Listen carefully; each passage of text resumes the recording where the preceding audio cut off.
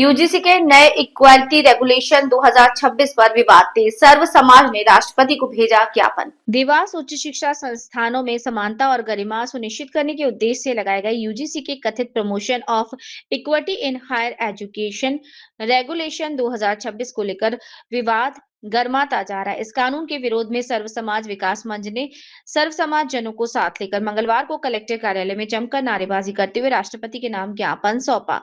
मंच संयोजक ईश्वर सिंह राजपूत और अध्यक्ष राम लखन शर्मा ने बताया कि सर्व समाज जन भोपाल चौराहा पर एकत्र हुए, वहां से रैली के रूप में कलेक्ट्रेट पहुंचे और इस कानून के विरोध में आपत्ति दर्ज कराई।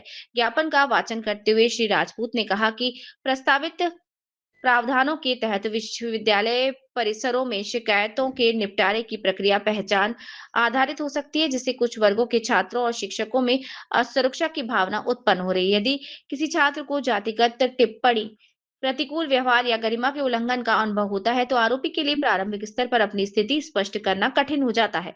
नए प्रावधानों के दायरे में अनुसूचित जाति, अनुसूचित जनजाति और अन्य पिछड़ा वर्ग के साथ साथ कुछ अन्य सामाजिक समूहों को भी शामिल किया, जिससे दायरा पहले की तुलना में व्यापक हो गया। ज्ञापन के दौरान सर्व समाजजन बड़ी संख्या में उपस्थित थे। कौन सा संगठन और किस विषय में आप सबने ज्ञापन दिया है?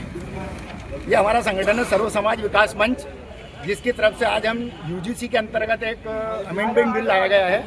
उसके तहत केंद्र सरकार के द्वारा लाया गया है। उसमें कुछ वर्गों को समानता का अधिकार दिया है, जिसमें अनुसूचित जाति, जनजाति, मुस्लिम एवं पिछड़ा वर्गों को धार्मिक अल्पसंख्यक के आधार पर उस समानता के अधिकार में सिर्फ सामान्य वर्गों को बाहर कर दिया गया है।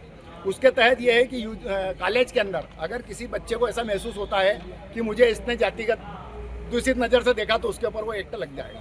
उसे 3 साल की सजा का प्रावधान है और कॉलेज से रिस्ट्रिकेट कर दिया जाएगा। तो हम ये चाहते हैं कि बच्चों के बीच में जो भेदभाव है आज नहीं लेकिन भविष्य में पैदा होंगे। कब लागू हुआ है? ये अभी 13-14 तारीख को 13 जनवरी को लागू हुआ है। संसद से पारित हो गया और लागू भी हो चुका है और उसके दुष्परिणाम भी आगे दिल्ली में एक बच्ची के ऊपर उसका उपयोग भी हो चुका है। हम ये चाहते हैं कि सरकार, सबसे पहले सरकार ने हिंदू मुस्लिम वाला मामला चालू करा, फिर दलित सवर्ण चालू करा, फिर अगड़ा पिछड़ा चालू करा और अब जो है बच्चों से बच्चों को लड़वाना चाहते हैं। आखिर चाहते क्या है? क्या समानता के अधिकार से सामान्य वर्ग, भारत का सबसे प्रबुद्ध वर्ग, देश के लिए मर मिटने वाला, सबसे ज़्यादा टैक्स देने वाला बुद्धिजीवी वर्ग, अगर उसको हम बाहर कर देंगे तो क्या इससे हमारा देश विश्वगुरु बन जाएगा? इससे कभी नहीं बनेगा। अगर देश को मजबूत करना है तो सभी वर्गों को, भारत के प्रत्येक नागरिक को आपको समानता का अधिकार देना पड़ेगा। किसी के, जैसे हमारे संविधान में लिखा हुआ है, किसी के साथ जाति, लिंग, धर्म, क्षेत्र और भाषा के आधार पर भेदभाव नहीं किया जाएगा। तो ये जो कानून लाया गया है ये हमारे उस कानून के मौलिक अधिकारों का ही उल्लंघन है।